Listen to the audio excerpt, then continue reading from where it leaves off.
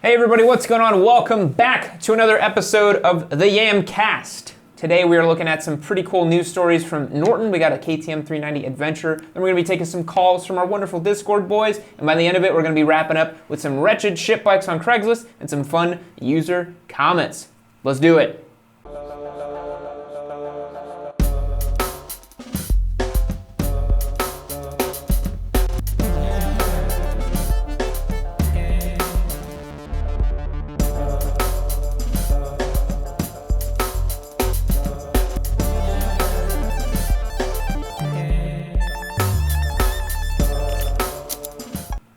The dome like that, dude. Yep. Professional. Look at that. Didn't even have to shake today. That's what happens when you've got the tea just sitting there ready for you. Oh, I got the tea going here. Got my green tea here. I'm jacked up, dude. Jacked. Let's head over to our first bit of news. And of course, always guys, got to shout it out. All of our supporters on yammie.co. Thank you so much for making all this possible. If you want to join up, win some free bikes, chat with us on Discord, and get more involved with the podcast here, hit the link down below. Let's get into it. So what's our first one, Spite? First story is an Indian motorcycle manufacturer, TVS, has bought a bunch of Norton assets. Super weird. They bought it for about $20 million US. Mm-hmm. Aside from the cultural implications of an Indian company usurping an English company. Yeah, we've seen that before lately with Royal Enfield, right? It's a weird thing happening, I will say, not to get political about it. It's quite strange. But what do you make of this? They say here that they've bought the retro Commando models and the 1200cc V4 RR Superbike.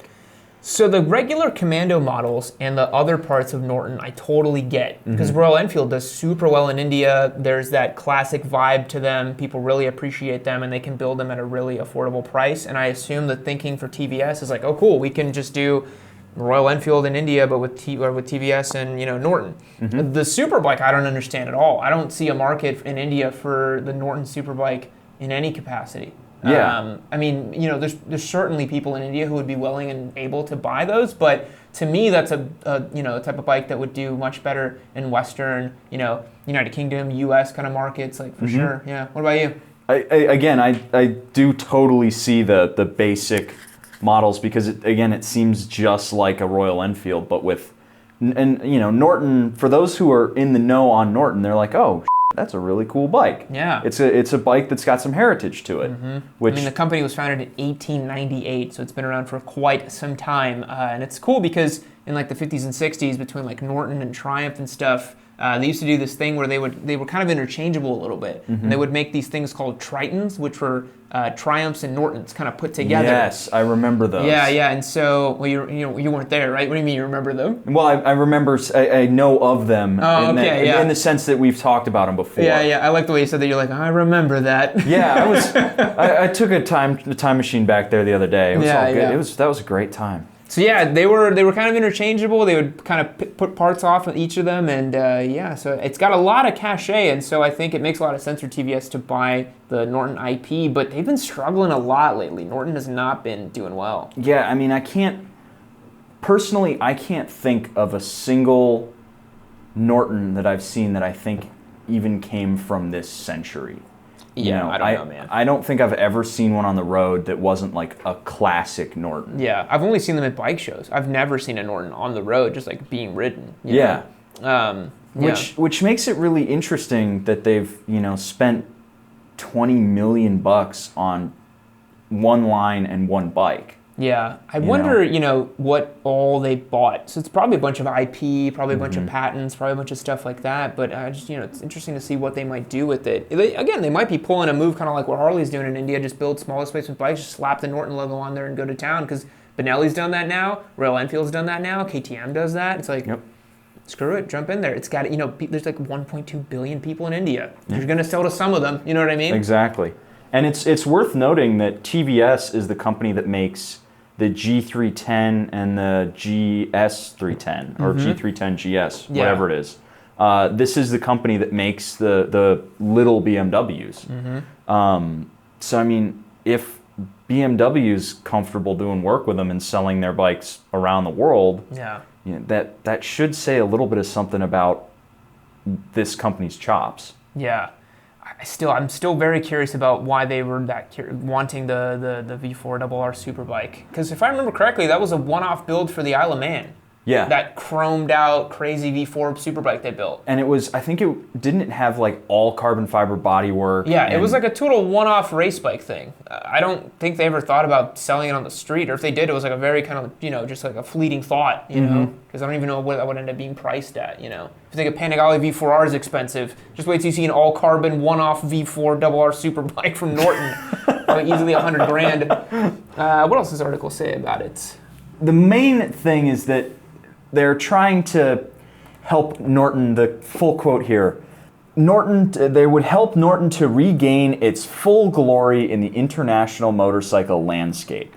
And we don't have a ton of details beyond that. Norton will continue to retain its distinctive identity with dedicated and specific business plans.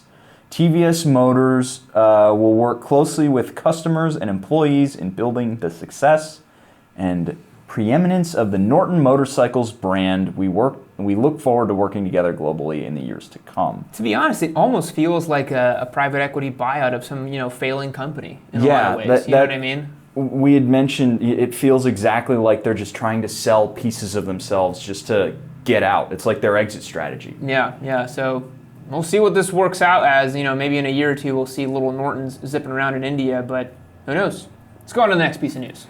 Next piece of news is our KTM 390 Adventure. They did, I'm assuming since the whole situation has locked everyone inside, we've seen a lot of virtual introductions to bikes. And KTM has now done their virtual introduction to the 390 Adventure. Yeah. So this was a bike that a lot of people were interested in, but now we've got lots of specs around it, lots of numbers, and we've got a full kind of introduction to it, and we can see a lot more about it. Spite, what's kind of your gut on the 390 Adventure? I'm in two minds. Yeah. I think it could be really fun to ride. Mm-hmm. But then again, I also think, why not get like a 600 or a 650 adventure bike? It feels like it would be more fun on the highway because there's two people riding adventure bikes. There's the psychopaths who are like crushing hard enduro on a big fucking adventure bike. Met some of them in Mexico last year. Crazy. And then there's the people who are just going to the cafe on their adventure bikes. You know, the GS, dentists, the doctors. The GS boys. I don't see where the Duke fits in that picture. I don't see it, or well, not the Duke, the Adventure 390. Yeah. It said that it had like 6.7 inches of suspension travel in the front and 7 in the back, which we had figured would accumulate to 6.5 inches of suspension travel in general, ground clearance. Yeah. That's not great. No, not really. Especially when you consider that, something like my Desert Sled, which is not really, a lot of people are very quick to tell me it's not a real off-road bike, has like 9.5 inches of suspension travel. And then your DRZ, it's a supermoto bike, has 10.5 inches of suspension travel at the front with those forks, you know? So this is definitely, to me, gravel, fire road kind of bike. But here's my point. You were saying you don't know who it fits to. I think I know who this fits for. It's the kind of guy who maybe, I know this isn't very common, but maybe someone is getting into motorcycling and they somehow first stumbled upon adventure bikes. Maybe they watched Ewan and Charlie going a long way around. They're like, man, that'd be dope. And they go on BMW's site and they're like, this bike costs 27 grand. I've definitely been there. I remember when I started looking at bikes and I was like, oh, I want a Daytona. And I was like a recent college grad and I was like, that bike's 13 grand. Did not have 13 grand in my name at the time.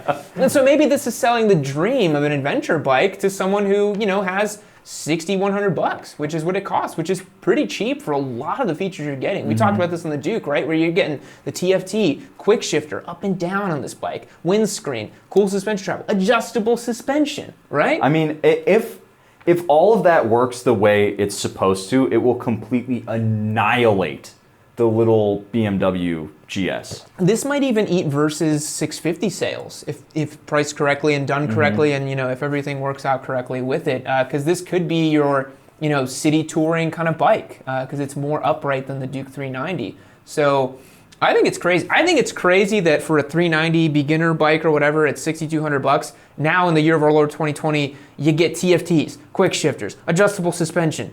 That's mind-blowing. That's crazy. That's really, really crazy to see those features. But we're only seeing them from KTM, Yeah, near as I nobody can else tell. is doing it yet. Which means that KTM's really pushing the envelope of what the beginner market means. Which is awesome because I think, you know, we're getting CC bumps every now and again. We go from 250 to 300. We go from 300 to 400. And then there's the CBR 500R just sitting on the showroom floor. Yeah. It's interesting to see not just engine displacement change, but the actual technology that you get. Yeah. You know, it used to be you didn't get ABS. Now every bike has ABS. It's not a selling point anymore. Yeah. So I just think it's really cool to see something like this, and then like the Tenere 700s, just like cheaper adventure bikes that people can do long distance with and travel with and have fun with. Because at the end of the day, you know, I think a lot of, you know, I mean myself getting my own hood about this, where I'm like, oh, people want performance and sportiness and horsepower.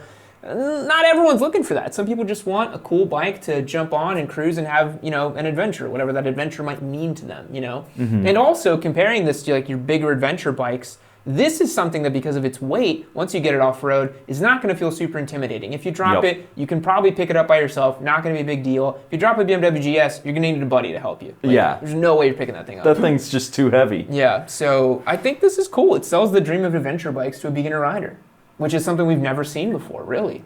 Well, there was the Versus 300, which seemed like an anemic little thing. So forgive my ignorance, but is the Versus 650 a parallel twin or is it a V-twin? Parallel twin, derived from the Ninja 650. Okay, so it's an interesting thing to say that this is going to compete with that, because you've got a thumper that, you know, might not feel so great on the highway for I don't think it'll compete time. directly. I think it'll sort of take sales away from people who may have looked at a Versus 650 as well. Gotcha. Because this actually has more features than a Versus 650. Way more. Way more, right? Yeah. The Versus 650 is still a pretty bare bones bike. If they do the new TFT from the Ninja on the Versus, that would be cool, but I don't think they've done that yet. Someone can correct me if I'm wrong. But that would be great, but I don't think it's happened just yet. But they may start phasing that into it. Yeah. Let's see if there's any other specs we can take a look at here before we move on. We were having a hard time determining what our wheel size was. Yeah. It's got the Vibri brakes. This looks That's like the same from the RC. Yeah. a slightly more advanced, just floating caliper setup. Yeah, the skid plate looks okay. I mean, again, I don't think this is necessarily, at least from the factory, built to just absolutely crush your single track. You know? I do love those handguards though. That's cool. Yes. And but this is what I'm saying. Look at that cockpit, you know? Like, that looks like you sit on it, you're like, I'm on a true blue adventure bike. Like, this is the real deal. Let's see if we can zoom this in. That looks like a little 12-volt socket right there. Hell yeah, it is. I mean, and again, fully adjustable suspension. That's crazy what you get on these little bikes now. Yeah, that's what I'm saying. It's really, really fascinating. Full TFT, adjustable windscreen, all this stuff. There's a section I wanted to see on this article, actually, really quick, if you scroll down, which talked about the competition. So, yeah, I think an important thing when you're thinking about the 390 Adventure is it doesn't really compete with WR250 and DRZ400. Those are very, very different bikes for very, very different purposes. So what the article here is saying is that it's obviously much more closer to the Honda CB500X or the Versus 300, those kinds of bikes. Which makes me wonder, why hasn't Kawasaki made a Versus X400? I think they're just, maybe they're not selling the 300s hard enough. Maybe, but maybe this will kind of heat it up a little bit. That would be cool. You know what I would really like to see? Side by side, the KTM versus the Honda. The 500X versus this 390 Adventure. I think this is more dirt capable, just because it's KTM. You know? Yeah, and I think it's going to have a lot more features. But again, hopefully it'll give Honda the kick in the pants to upgrade what they're putting on their beginner bikes. Yeah, definitely. And I'm just seeing on here, it does have something we didn't mention. It does have alloy 19, 17-inch wheel setup. You would prefer to see a spoked wheel, just so you can get a little more flex and rigidity for tackling some off-road stuff. But I think they will sell you a wire wheel for that bike, if I remember correctly. There's some KTM Power Part catalog, so that is cool. It's cool to have a bigger front wheel up front. It's going to give you more rolling ability over stuff, but I think it's cool, man. I think it's a great bike. I'd definitely ride one. I bet you can wheelie just as easily as the Duke. Yeah, well, we'll have to see. Do they quote us a weight? Probably not. They do. Dry weight of 348 pounds. You're probably looking at like 370-ish, fully wet, ready to ride. That's impressive. Yeah, very lightweight. And that's what I was saying about getting off-road, and you can pick it up, no problem. And the big thing, I think, as well, is the fuel capacity, 3.8 gallons. Not bad. That's a good size. It's not as big as your, 5-liter adventure tank, or 5-gallon adventure tank, but, it sips fuel. It's a little 390. Maybe it has the same range as some of those other bikes because it has, this big of an engine. Yeah. So, really cool. Good to see some new details on the 390. Let's see our last bit of news. So this one has me particularly excited. It's a patent filed by Honda that is showing that they're putting their the Africa Twin engine into a more street-focused bike. And so the Africa Twin, sick. Big ass, it's a 1084cc parallel twin. That's gigantic. And they're putting it into what they're claiming here might be a naked bike. I think it's 1048 cc. What's the cc? Exact? 1048 for the 1084. 1084 cc. Yeah, 1084, not 1048. My bad. I don't know what I said. What? 1,084 cubic centimeters of displacement for the Africa Twin. Correct. But this is just so cool. The idea that they're going to put this big ass twin in here. I see it. Doesn't that tail and that rake remind you of a Hornet? Yeah, and especially with that big upswept exhaust. This thing's just, there's so much potential in it, and I wanna ride one. I think it could, if they really nail it, give it some sort of aggressive supermoto-ish feel, it could punch up with the Hypermotard. Yeah. Who knows what kind of bike this would compete with? Yeah, depending on what they did with it. My first thoughts would be BMW 900, F900, the KTM 790, the Duke 790, just those bigger parallel twin kind of bikes, FZ09 even, but this would be way more torquey than an FZ09, which is really saying something. Yeah. Like, my God. This could be a bit of a monster. I don't remember the specs off the top of my head for this engine, but I know it produces an ass load of torque. Well, why don't we look it up here? Yeah, it's like we have the internet available to us. I know. Let me pull it up. The Africa Twin displacement 100.6 horsepower and 77.4 foot-pounds of torque. In a lightweight chassis? That would be a beast. That would be a beast. That would be so exciting to ride. Yeah, but those numbers, it's not that much horsepower, honestly, and I think that would actually compete really well with BMW's F900, honestly. And it would honestly just kind of slap it in the face a little bit because it has 184 more cubes. My question is, will Honda do a Honda and make it exorbitantly expensive? Probably. Because that's the problem I have with a lot of Hondas, is they're hard to get into. Yeah. The VFR, when they first sold it, they sold the stripped down F version, which is what I have, for $12,000. Back in what, 2014, right? Yeah, and that's a lot of cash. It had no ABS, no traction control, no nothing. Yeah. It had a motor and 2 wheels, and that was it. Yep. And VTEC. But it's just, I want to see Honda do more like what Yamaha's doing, where they're taking a really cool engine and putting it in everything. Yeah. Make a upright naked bike 1000 with this. Make a fully fared sport bike with that. I mean, it's just such a potent engine. Yeah, and it would be great to see if they got these to be more modular. They could even make like an Africa Twin 750 to compete with the Tenere. You know what I mean? Like, I don't know why Honda, they do this with a couple of their bikes, but I feel like it's the lower end. I don't see them taking engines from other bikes and putting them in other things that often. They really only do it with a 500. So they have the Rebel 500 uses the CBR 500R engine. So does the X. So does the F. Yeah. So they have a full line of bikes using that same engine. Yeah, but the 650 that's the only bike that has that engine, right? It's a bespoke engine, yeah. Only Honda, right? Only Honda. And then the VFR, also only in that bike. Completely, totally bespoke, yeah. And then the CBR 600, nowadays only in that bike. The 1000, only in that bike. The new Fireblade has that hopped up crazy ass 217 horsepower engine, only in that bike, obviously. But yeah, the Africa Twin engine, only in the Africa Twin. At least not anymore. Maybe not anymore, yeah. But maybe it's because Honda is so massive they can devote time and resource to making new engines. But I mean, Yamaha takes that FZ07 engine, put in 4 different bikes now. Yeah. 900's in 3 different bikes. The Crossplane's in 2 different bikes. So.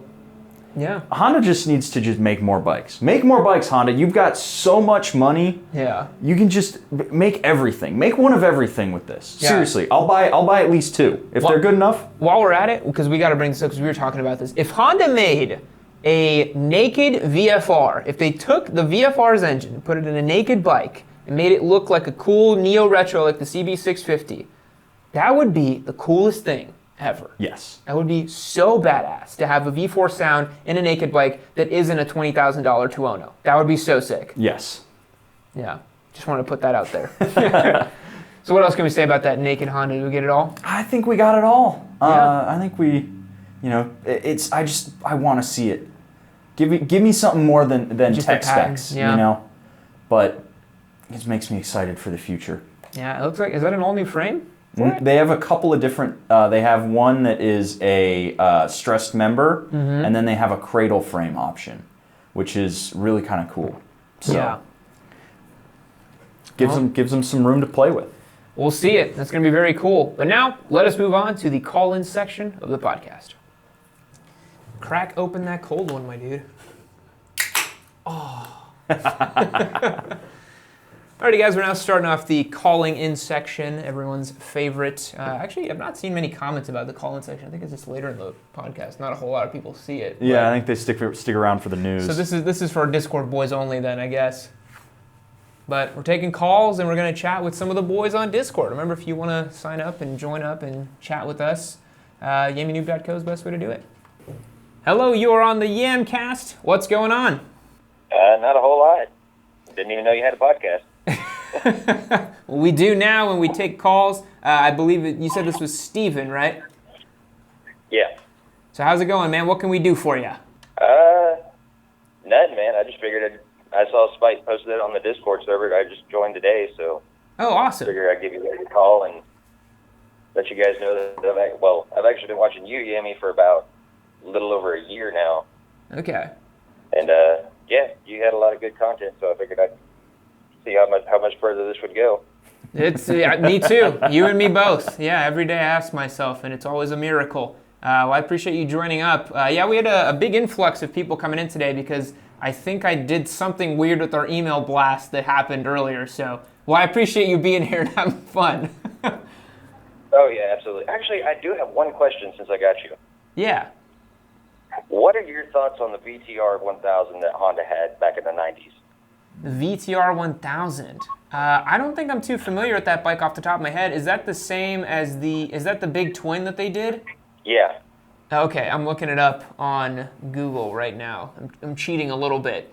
Yeah, I think this is the same one that's derived for the RC51, and it's super cool because back in the day, Suzuki was making the big twin, and then Honda was making the big twin, and I feel like there was like a really cool kind of period in the late 90s, early 2000s where everyone was making like a big twin like True Blue sport bike, which is really awesome because we need more of those. Because I feel like it's a good sweet spot for torque. You get in the middle of the corner, can really blast off the line, doesn't have a huge amount of top end power. It makes a lot of fun. So I'm a big fan. I like them a lot. Oh yeah, it definitely had the torque. Yeah. Do you own one? Yeah. I did up until recently. I had to get rid of it. Oh man, that's a shame. Why'd you sell it? Well, I took a job down here at Fort Hood, and now I travel a lot. So. Okay. And Fort Hood, that's not too far from us here in Austin. Huh? I said Fort Hood, that's not too far from us here in Austin. Oh yeah, no, actually, I was just down there last month. Nice. Well, maybe whenever all this pandemic stuff kind of clears up, we're thinking of maybe putting on a group ride and going to having some fun. Yeah, man, that'll work. Yeah. Well, it was really quick. Spike, thoughts on the VTR? Because you're the resident Honda boy. I mean, it looks good. It's definitely another Honda quality bike. It looks fast. Yeah. But, without having ridden it, I don't have a lot of a lot to say. It does look like the Gen 5 Interceptor a little bit with the side radiators. Yeah, Honda was doing the side radiator a lot. So. All right, man, I appreciate you calling in. We're going to take some other calls, but thanks, man. Oh, yeah, absolutely, man. No problem. See you on the Discord. Bye. Day one, boy. Yeah, can you believe it? First day, he's jumping on the phones. How nice. So we missed like 6 calls while we were taking that guy's call. Yep, I'm just going to remind people.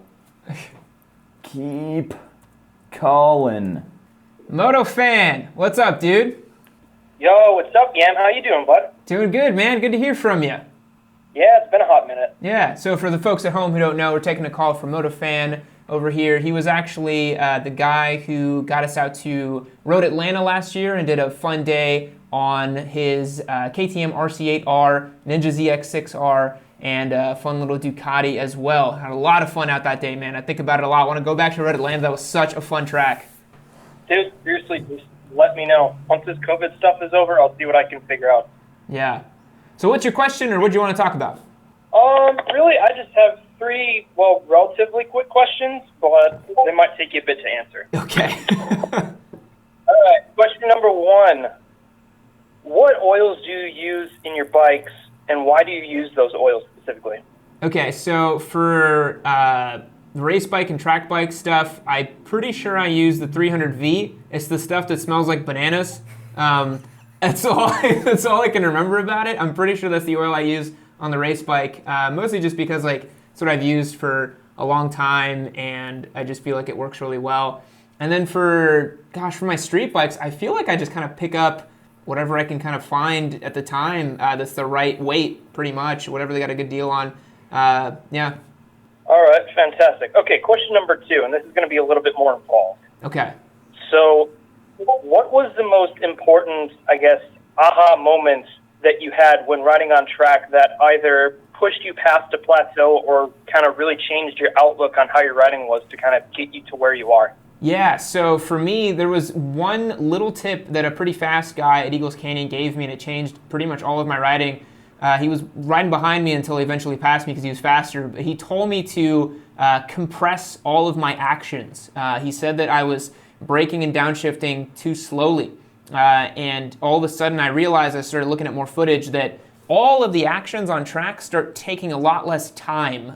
If you watch a MotoGP rider coming into a corner, they're downshifting like 3 gears in like a second, you know what I mean? And then they're getting off the gas really quick, back on it really quick. There's no dead spots or anything in between. And then I realized that while I was carrying a lot of speed and being fast in general, my inputs were actually quite slow. And then once I kind of got those to the same level as I was riding, I really was able to break a good plateau, and I picked up a good 5 seconds. So, yeah. Dude, fantastic. I'll have to check that out once this whole thing's over. All right, Yeah. Last question. What's your favorite KTM so far? Oh, man.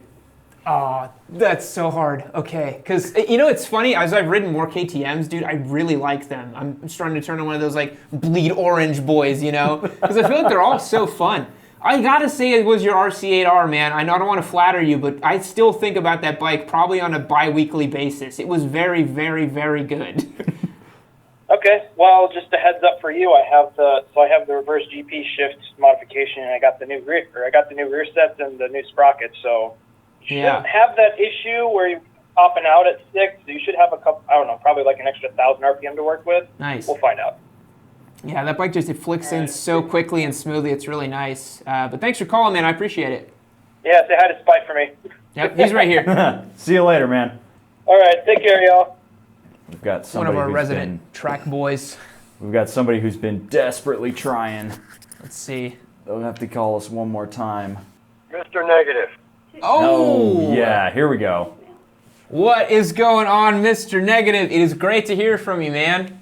How's it going today? It's going good. So for those folks of you at home, because we're filming this podcast here, Mr. Negative is what we call our resident boomer on the Discord server. He's one of our older gentlemen. And you are, boomer. yes, and just one of the absolute joys of our Discord. Always active, always posting a bunch of funny bullshit for us to check out. What can we do for you, man? I just thought I'd call and say hi. I've never... Okay, this shows I'm a boomer. I've never listened to a podcast. Well, now you're on one. That's even better. I don't even know how to listen to one. If you download an app called Pocket Cast, you can check out a bunch of different podcasts that people have. It seems like everyone and their dog nowadays has a podcast. I just didn't know if y'all were talking about any particular bikes or any particular topic. Well, if you've got a question or a comment you'd want us to shed some light on, that's what we're here for. Yeah, or if you had a bike you want to talk about. You've heard about mine enough. It's kind of old. Well, you know what? I have a question for you, because you chat a lot on the Discord server, and I was interested in this. So you recently, now I don't think you'll be able to do it, but you recently scheduled a track day, is that right? Yes. And you are sort of like a lifetime kind of like cruiser, Harley kind of guy, right? Cruiser, touring bike, big bagger. Yeah. So what made you decide to take the leap and try a track day? Honestly, I never knew. I never knew it was a thing. Just had no clue. Since I got on here on the Discord, I learned about it, and I've ridden Tail of the Dragon, and I love riding twisty roads, and I'm bound to be able to learn something. I mean, there's no doubt I would do it just to learn. That would be the goal. Yeah. And then I'd probably, because when the Bronx comes out, I'm very interested in it. Oh, yeah, we are too. Yeah. The first time track day with Ride Smart, if you use their coupon and everything, gear, suit and boots, or suit and whatever they included. We might have lost him. Oh. Damn. Damn. I think we lost his connection. Well, Mr. Negative, if you're watching this later, sorry, we lost your connection. We can't hear you anymore, but we're going to move on to another caller. But thank you for calling. I appreciate it, man. Hello, Tyler. You're on the Yamcast. What's going on, man? Hey, how's it going, guys? Good, good. We saw that you were trying to call quite a few times. We were on the phone with someone else pretty much every time, so we're glad we got you. Awesome, sweet. Yeah, so I just wanted to say, first of all, thanks for talking about, what are they called, tank grips all the time. I got to test mine out, the ones I just mentioned on Discord the other day, and it was great. I just rode out to Austin and hit up some twisty roads out there yesterday, and it was a lot of fun. Nice. Were you the guy that posted about the SV with the tank grips? Yeah, that's me. Awesome. Yeah, that's a great bike, and it really makes a difference because that tank is really slippery on there. I remember with our SV that we had, I was like, man, this thing needs to set of grips like immediately, and it really changes the feel of the bike. Oh yeah, it feels like a totally different bike in the corners, especially. Oh man, it's huge. Yeah. So for everyone out there, tank grips, they're the truth, and it's not only me that thinks so. Josh Heron put out a whole video one time about tank grips, so it's not just me. So I did have one question. I'm wondering if on the Discord, if we're going to get a Ask Spite channel sometime. All the videos he's doing, which are great, by the way. Keep it up, Spite. He gets flattered. He's all blush now. You're flattering him. Well, I appreciate it. I mean, sure, why not, I guess. I'm just not sure the volume's there, but apparently it might be. Yeah, we could turn the Ask Yam channel to Ask Yam or Spite or and Spite. Yeah, that could be cool. Sure. Yeah, we'll poll our boys and see if that's what they want. If there's enough demand for old Spite's recommendations. As American as they may be. Yeah. Go get a Harley. All right. Well, thanks, guys. Hey, thanks for calling, man. Appreciate it. Of course.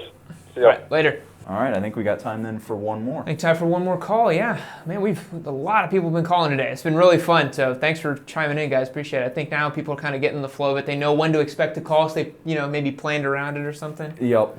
That's kind of interesting to me now, that people might actually want to hear some more of my opinions. It's weird, isn't it? Yeah. Yeah.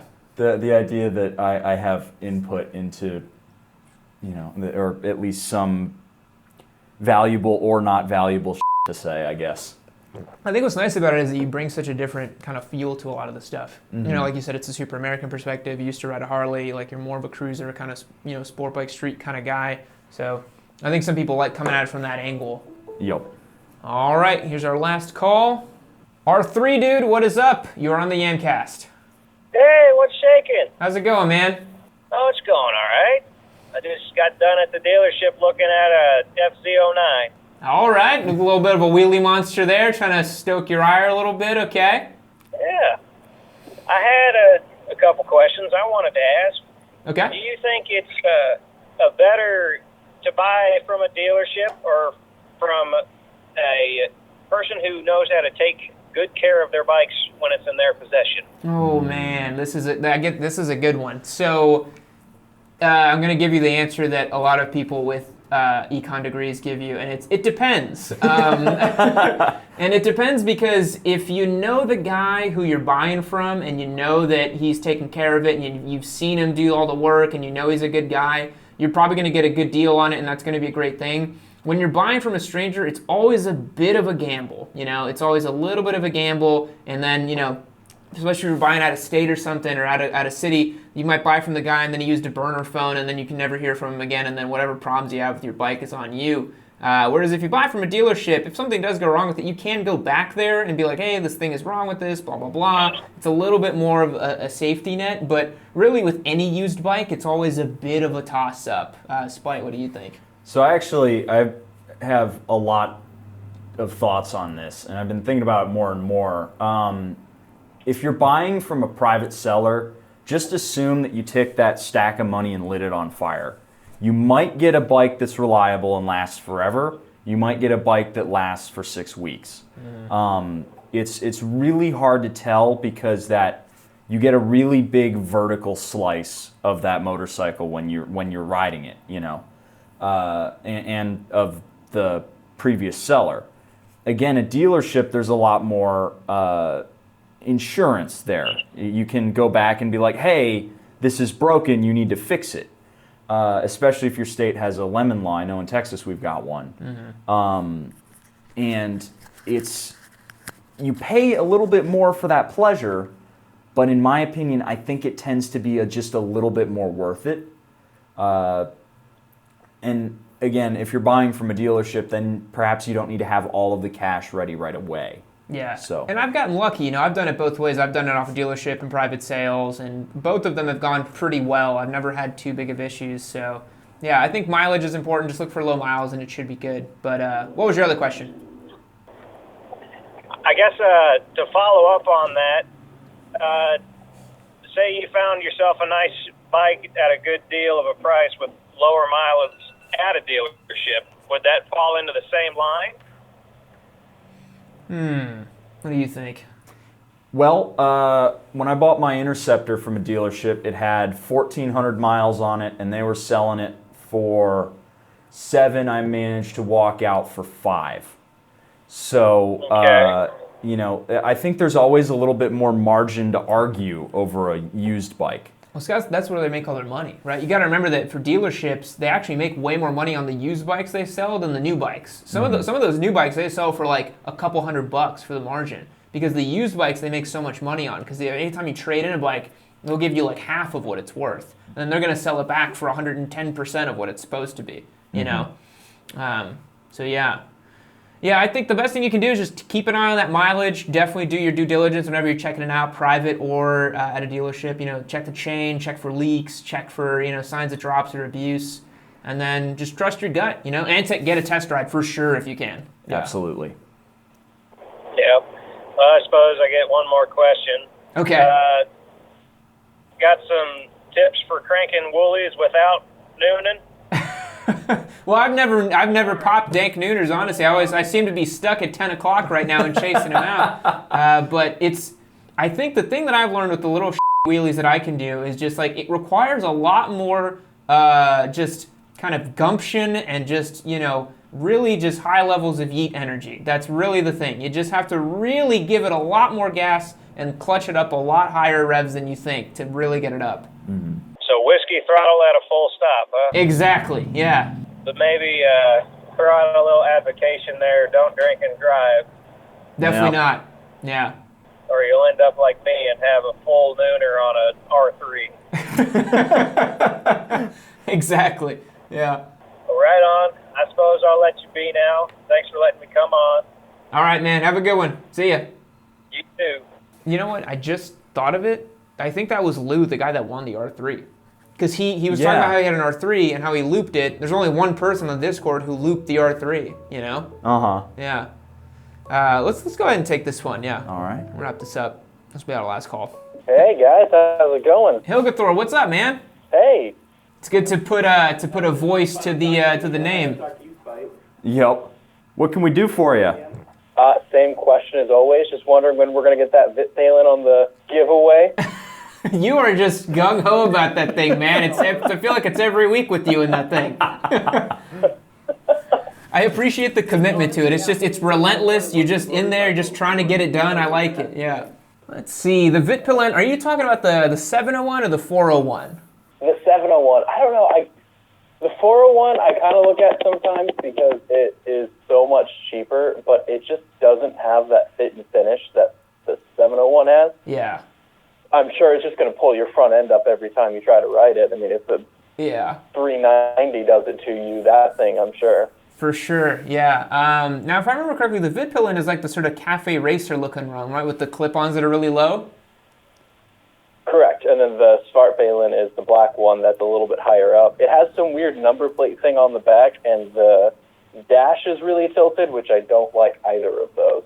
Yeah. Well, you know, as it always goes, I'll put it up in the vote section, the polling section for the next round of bikes, and then we'll see if it edges out. But I feel like KTM and the Huskies are always a little bit more esoteric, and people always go for the Japanese bikes. But I think it would be a lot of fun to have one. What do you think, Spite? I mean, yeah, why not? It's always better to have more stuff to try. Yeah, and they're really pretty too.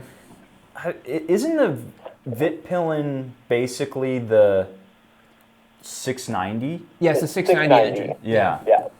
So, I mean, those Dukes are great. So, another one in a bit of a suit, sure, why not? Yep. Would be down. I feel like it'd be a lot like the XSR versus MT-07 thing, where it's like, oh, this is great. It just looks a little different, but it's like the same super fun bike. You know? Well, I know that video, because Sport9 did it, specifically the Vitpalen. Oh, I love that video. Yeah, super well done. Close together.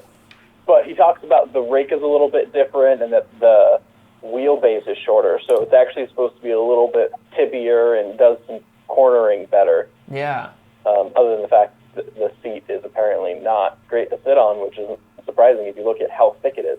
Yeah, it might end up being like, do you know the Kramer HKS, that motorcycle? I think it's like the Evo. No, it's like the Kramer Evo something or another. Have you heard of that bike? No, it's not one I'm familiar with. Yeah, so it's like a one-off race bike thing that these guys, I think out in, I don't remember where they are, but these guys basically built like a whole race chassis and race fairings and made it around the 690 engine. It only weighs like 300 pounds. It's a really, really sick bike. Zach Kortz did a write-up on it recently. It was really, really awesome. But I imagine the Vitpalen is probably similar in that way of like it's got that punchy single cylinder, leaned over, kind of steeper rake, and just like more aggressive to kind of carve corners with. So it could be a little bit of a weapon. You never know. Yeah, because I keep looking at, my next bike to buy, a bike that's a little bit better on the street than my 80s dual sport and my TTR. Yeah.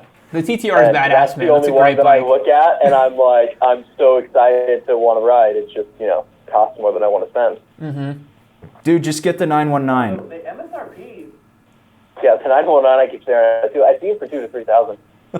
But the MSRP, the Vitpalen, is like 12. But when I look and actually find them, they're 7,000. So. Oh wow! Really? A little bit of a drop from that. Yeah. That's not much. We could just toss one in just for fun for the next one. That's not bad. I found them for $6 if it's like it wasn't ever purchased, but it was the factory demo or that kind of stuff I've seen a couple times too. Wow. Mm-hmm. But, all right, I'm going to get out of here. I think I'm going to go jump back on Elite, start playing, Yep. All right, man. We'll catch you in the Discord. I'll see you guys later. All right. Bye. All right, guys. Now let's go check out some wretched bikes on Craigslist and some more of our favorite user comments from this past week. All right, guys, now it's everyone's favorite portion, starting off with the comments over here. And of course, before we begin, got to say our quick little prayer, our favorite comment that I immortalized in stickers.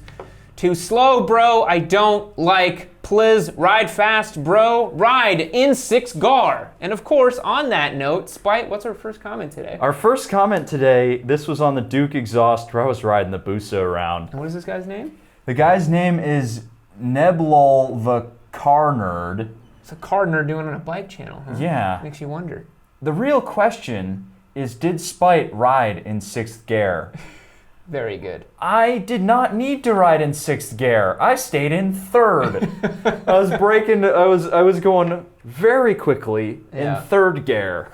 Yeah, you may or may not have done an off-camera pull to about a $1.40 on the Busa. Yeah, without even really realizing, I don't think. No, well, I kind of committed to that. You knew you were trying it, but then you look down and you're like, oh, I'm going very fast. It's the power of what it does. I think that's the thing is people don't understand. It just never feels stressed no matter what you're doing. No.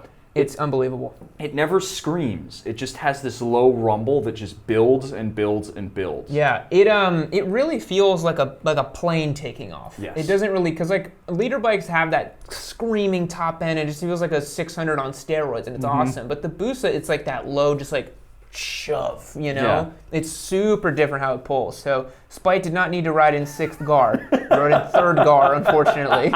Maybe one day you'll upgrade to 6th GAR on the Busa. One day. All right, what's next? So we had just a nice little one-off. I thought this was kind of positive.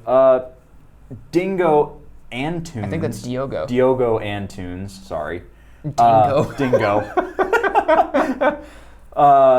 This is starting to look like Revzilla. It's not bad, though. I like it. Well, thank you, Diogo. We just recently got a camera from actually one of our Discord members who just shipped it out to us. Thank you so much. Yeet Prime, I believe your name was on Discord, which is a great name. Yes. And we very much lucked out at having a prime lens on that because, spoiler alert, we have no idea what we're doing when it comes to cameras. As you've seen our latest uploads, sometimes they're in 60 frames, sometimes they're in 30 frames, sometimes they're color corrected, sometimes they're not. You never know what you're going to get. So I feel like we've taken the time to, think about our cameras a little bit more, and we're trying to make it look a little bit nicer. I think the lighting in the studio really did it. Yes. Yeah. And the lighting in here right now. I mean, we've been putting a lot of just extra thought and effort into the shoots.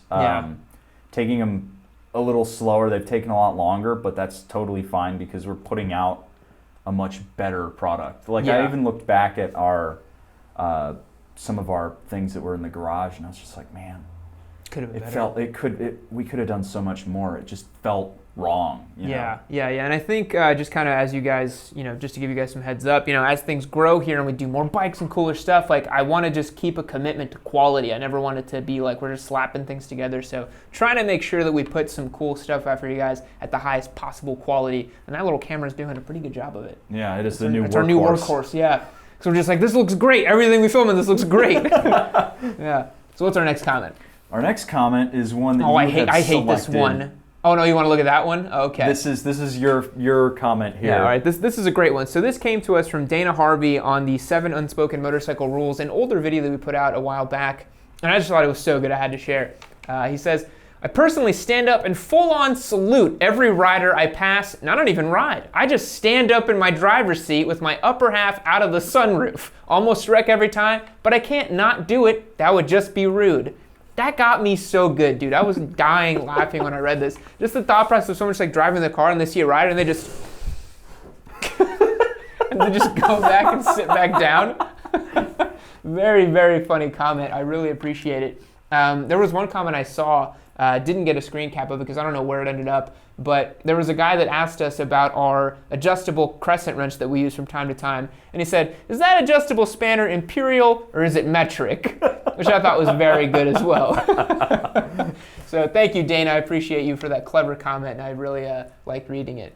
So what's the next one, Spike? The next one is... This is the one, I hate this. This is the one that is going to bother you a little bit. So Leon... It makes me want to throw up when I read it. It's disgusting. Leon B here. I'm sure the Cheez-It cereal was meant to be off-putting, but I've actually done it. Not so bad. So give context to what you're talking about. So you can put it up on screen, right? This was in one of our videos. It was in the Manscaped ad this week, and I put just a little thing of somebody eating cereal because it was a quarantine joke, and I found just this bowl of Cheez-It in milk. It was just it was revolting. Just the thought of Cheez-Its and milk on a bowl. Oh my God, I hate that so much. And the fact that you've actually done it and think it's good, I mean... Just casual, just like, not so bad. Like, I'd have it again. I'm wondering, was this in an altered state of mind, or were you just out of this feels like college desperation of all right, I gotta have a bowl of cereal this morning. This is like level 99 struggle bus meal, for sure. We're you're just like, I have milk, I have Cheez-Its. Well... Time to go. No, dude. No way. So Leon B, keep your disgusting, horrible Cheez-Its to yourself. We don't want them here. Oh, yeah. Yeah. All right, read the next comment over here. What do we got? So our next one, this is the one I thought we were talking about. Scary Skeleton says, I want to start to ride so badly, but here in New Jersey, I have no idea how to start. It's stressful because I love the videos, but I just wish I could have a guide that could give me the best choices and the best prices, since financial-wise, I don't have much, frowny face. What do you think about this? So, my gut reaction is, okay, we've got a bunch of videos out there that have, on our channel, on a bunch of other channels, just how to get into riding, but we can only give you so much, right? At a certain point, and we've said this a lot lately, that motorcycles are an emotional purchase. You need to get out there, you need to find a motorcycle that appeals to you, or a style of bike. That's the first thing we need to know is, what do you like? Because we can't tell you what to like. We can say that the Duke 390 is the best beginner bike because of these reasons, but it may not be the best beginner bike for you. Yeah. So, I mean, we can only bring so much to the table. It's up to you to take that next step. Yeah, and it also, this is something I say a lot to the Discord boys. Sometimes, people ask me what they should get when they start riding and this and that. I need to know a little bit about you and your situation before I even recommend a bike. Are you 20 years old and you have $1,000? Well, I'm not going to recommend a brand new Duke 390 to you. That doesn't make sense, right? I might have a totally different conversation with you and tell you that maybe you should save up a little bit, right? Which is something we're going to get into in the Craigslist episodes over here. But yeah, it's difficult to give advice that's that granular and that specific. All we can do is give you kind of broad strokes where it's like, hey, it's good to get a used bike. It's good to get your license before you start riding. It's good to have your gear.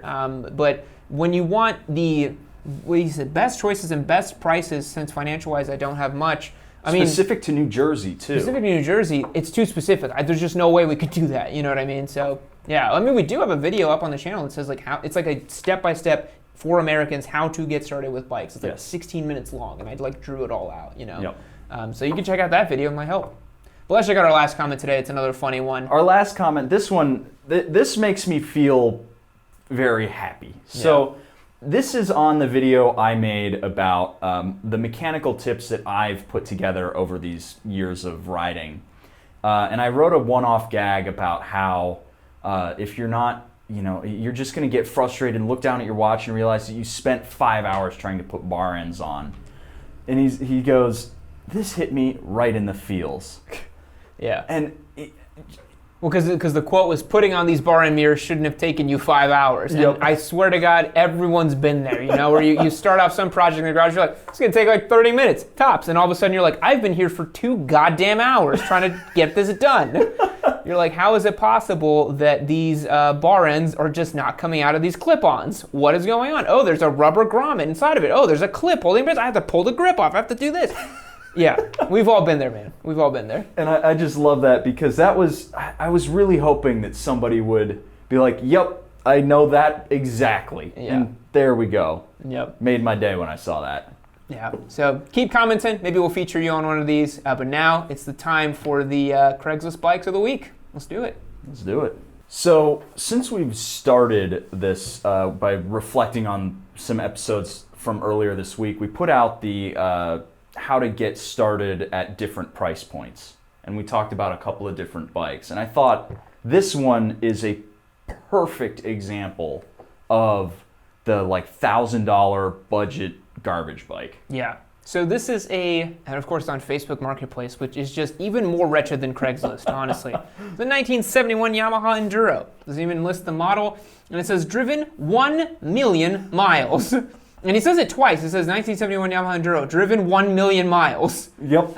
Neat old vintage Yamaha dirt bike, no title, but it was made for off-road. Hasn't been run in years and will need work to start again. $400 firm. And so yeah, this is why I was telling you guys, whenever you come at this with the budget of just $1,000, I mean, that's what I was saying. You're gonna be lucky if the thing even starts and turns and actually goes down the road. this thing is just an absolute rust bucket. I mean, it probably isn't even good for parts. You Honestly, know what I mean? yeah. I mean, we have That's a great picture, isn't it? We've got some boomerized pictures right here. We got about half the bike in that one. Yeah, it's all poorly lit. The seat is literally falling apart. The guy says it was made for off-road, but then it's also got signals on it. So yeah, I don't know about that. I mean, and has it if it's really done 1 million miles, that thing just needs to be like bronzed.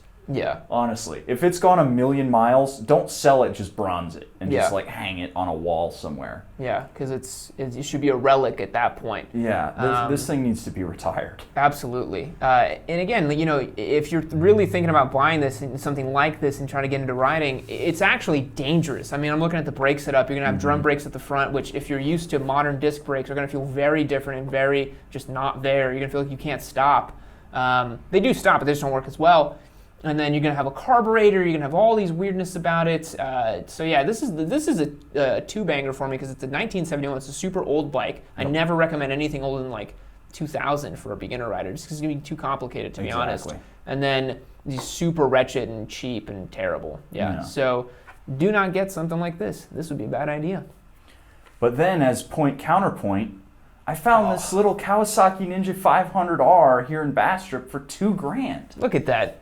I mean, we don't have a ton of pictures, but I'm liking the pictures I'm looking at. It looks great.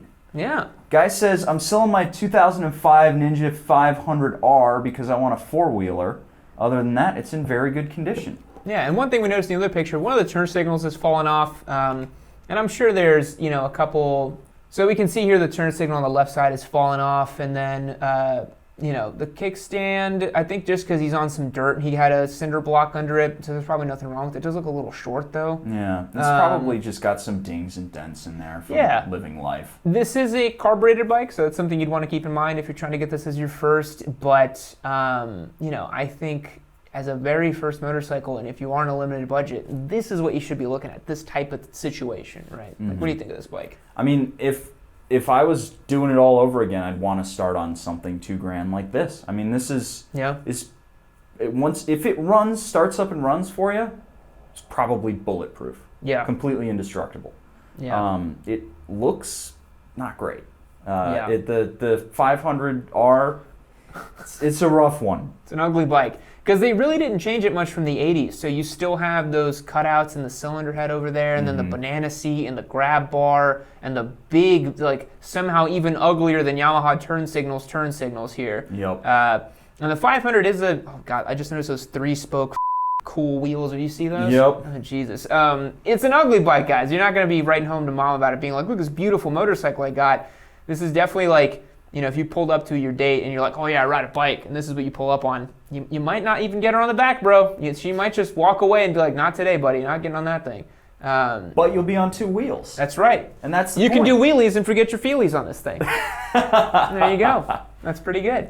So I think this is a great starter bike. Yeah, totally. And it's just, I had to flip through quite a lot of trashy motorcycles, but I found one. Mm-hmm. So it can be done. Yeah, totally. So I say we take it on to the next one. Oh, of course. Of course. It wouldn't be a Craigslist episode without one of these, would it? This is a big old Busa boy who got the discount Busa. Yep, got that discount Busa, but still slapped on that Brock's exhaust system. There's a lot to talk about here, man. The more you look at it, the crazier it gets. So, wow, that's... What a present, huh? I hate those airbrush skull faces. If I see these in my nightmares, dude. I seriously see like airbrushed bullshit on bikes in my nightmares. Got the huge 240 tire conversion or whatever it is. That's like a 330 right there. That thing's gigantic. Actually, yeah, it is very, very big. It's something like 310 or whatever. Oh, but wait, before we go too far, look at how squared off it is. Yeah. But hey, they can handle the twisties just like any other bike, bro. You can take this bike and do whatever you want with it. I know a guy who took his Busa on a twisty road. No one could keep up with them, man. No one could keep up with them, right? Go, ride this. Go have fun with this on Lime Creek Road. Oh, God. Flick it into corners, man. Oh, my God. It looks like this has also been dropped a little bit. Oh yeah, it's lowered for sure. Oh boy. I can't. Look how wide the seat is. God damn. I hate it so much. Oh, we got a nice close-up on one of these alien faces. One of the skull alien faces. Why do you guys do this? Why? Why is this? Why do these exist, dude? And then the chromed swing arm and the big old Brock's performance. Yep. Oh, man. Chromed out wheel, all this. I hate those wheels. Okay. This is a what? thing. Do you have specs on it? Clean title and ride, 330 fat tire kit, front rear air ride suspension, Brock's header system, airbrush, custom paint job, and a lot more. So it looks like one of those ZX boys that does it much more for show rather than performance. Because I have seen some like absolutely bonkers like Turbo Busas that look like this, but they make like 400 horsepower. So you're like, whatever. You're like, you know what? You have a 400 horsepower motorcycle. You want to airbrush skulls on it? Be my guest. But something like this is basically a stock ZX14. Yeah. You know? I mean, it looks to me like this guy just wanted an incredibly atrocious bike to ride down the main street of his town on. Mission accomplished. He did it. And he's, of course, it's got the almost $13,000 price tag. Yeah. That seems like the starting point for all of these. All right, I got an atrocious paint job. I got a big ass rear tire. I dropped it. I basically broke it. 13 grand. Yeah, so somehow Busas and ZX14Rs start life for 13 grand at the dealership floor, go down to like 6, and then all of a sudden they go right back up to 13. Somehow. This is an 08, dude. This bike's like 13 years old. They want 13 grand. You could buy a new Hayabusa for that, a new ZX14 for that kind of money. Somebody put 26,000 miles on this bike. That's unbelievable. How? Where? I want to see if he's got a matching green suit. Oh, definitely he does. Yeah. Yep. But it's slightly off tone for the green because he couldn't be bothered to get it perfect, you know? God. Yeah. All right, let's see the next one. So this one's interesting. This is interesting. So this is not really a motorcycle. Although, But if it the is. Slingshot is a motorcycle, we got to give this one a motorcycle because it's actually got a motorcycle engine in it. It does. Yeah. This is the T-Rex Campana. I thought it was called the Champagne, honestly. I was like, the Champagne T-Rex? That's a great Instagram handle if no one has that yet. Champagne T-Rex? I got to imagine that's been taken. Gotta be taken. This looks like some sort of weird custom thing that you've hacked out, but I know is that luggage that's on it? Yeah, that's luggage. Oh, bro. Look out, Versus boys. That's amazing. There's some cool cars in the back, though. It's got 2 Vipers and a Caterham, I think. That's sick. Yeah. The two are stacked up on top of each other. That's pretty dope. But, I mean, this is such a peculiar item. Reverse trikes are one of the strangest vehicles in general, I think. Because you got your regular trikes, like your Harley Tri-Glides, those type of things. But then you got the reverse trikes, like the Can-Ams. And I've basically heard that these kind of ride like snowmobiles, because you have 2 versions, right? You have these that you sit in and steer with the steering wheel, and the others where you steer with like bars. So 2 really different styles to make it go around a corner, but probably a similar feel just because of the way it's set up, you know? Yeah, and it's on 3 car tires. I do like how the roll cage has the like cushions on it so you don't whack your noggin when you go over a bump. Yeah. But yeah, so it's on car tires. It's definitely not going to lean or do anything. I think the only 3-wheel I would have personally would be the Nikon, just because you still get to lean it, you know? Yes. Anything else, you're not even leaning. What's the point? This guy wrote quite a lot about this. Okay. Super rare 2006 Campana T-Rex. Finished red clear coat, black and gray two-tone. Kawasaki-derived 1200cc engine, producing an estimated 175 horsepower. So that, to me, sounds like a ZX-12. Yeah. Before they made the ZX-14, that's the only way I can think of. And what a weird engine to put in it. You would think that that thing would have like the newest ZX-14 engine or a Busa engine. Those are the most common ones. Yeah. So kind of weird. Like, I've definitely seen some of these with Busa engines in them. I just assumed that was the go-to. Yeah. I mean, it's making similar peak power, but I would definitely assume that it would be a Busa engine. Mostly because they can take boost and you can make a lot of power. Apparently somebody wanted to sit in this for 1,250 miles, but wow. good grief. I don't even know what more to make of it, honestly. I mean, it's either. got the like headlights in the mirrors. Look at that. It's in great shape, though. I mean, it's super low mileage and the paint is correct. But what's the price on it, right? Go back. Oof, the price. $33,750. Yeah. I mean, you can have a lot more fun with a lot less money than this. If you really want a three-wheeler, I guess. But there's better three-wheelers to get, in my opinion. So kind of a bizarre listing, honestly. I like how they say it's street legal down here. That's just a nice little extra. And it's also from 2006. If you wanted to really just like make people go bonkers, show up at a track day with that thing. They'd be like, do we run you with the cars or do we run you with the bikes? Imagine coming around a corner and I just see that thing. I'm like, what the f*** is that? It's got to be, you'd have to ride it like that one meme of the dude hanging out the door of his minivan. Yes. You'd need to like get leaned all the way out. That photo comes around every like couple of months. I see it all the time. It's such a great photo. Yeah, we'll put it up here. I think if you just put car knee drag, you can find it instantly. Yep. Yeah, so that's how I would ride it for sure. I'd full leathers and just like lean on the side of it. Yeah.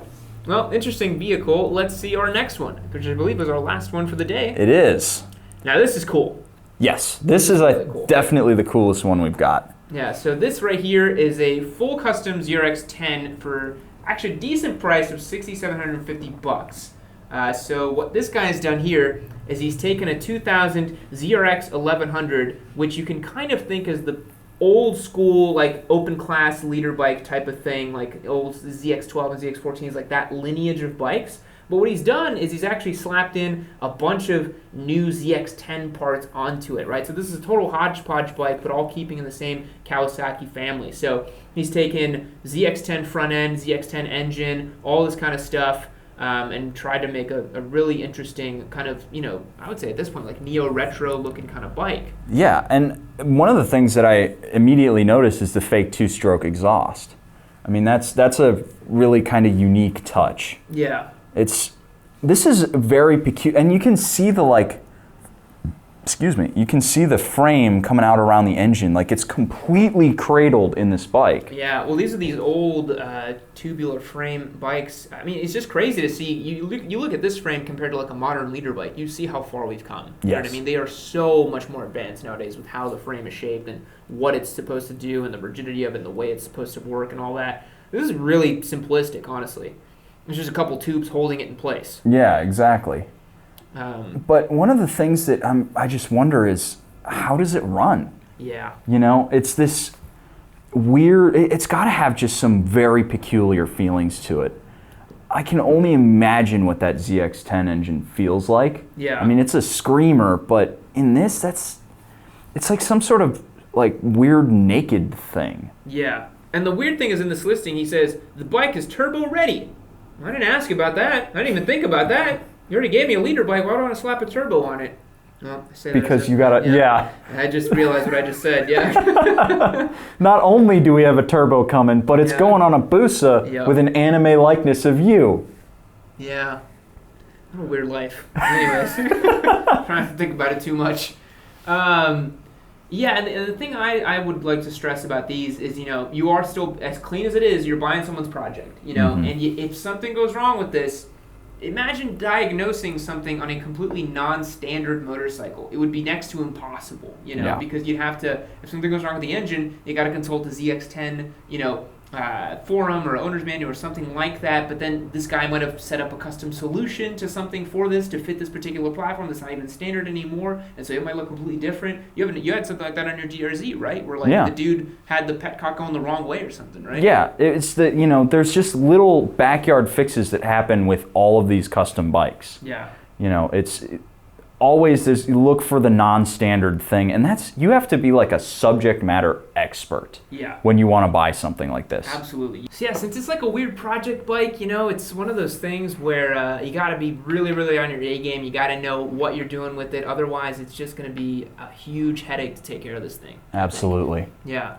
So I think with that, guys, it's going to wrap up this week's Yamcast. Thanks so much for checking it out and joining us all the way to the very end here. I know not a whole lot of you make it all the way to the very end, but I do appreciate it. If you want to join the fun, hit up yammie.co and you can sign up and get access to our Discord server, be on the podcast, just kind of hang out with us in general. I'm literally on there every single day, aren't I, Spike? Absolutely. Yeah, tell the people at home because they might not believe me if I say it. Yeah, no, I mean, we were talking about how the R1 does not sound as good as a Harley, so. Yeah, that is true, which is a controversial opinion. Yeah. We'll catch you guys in the next one. See you later.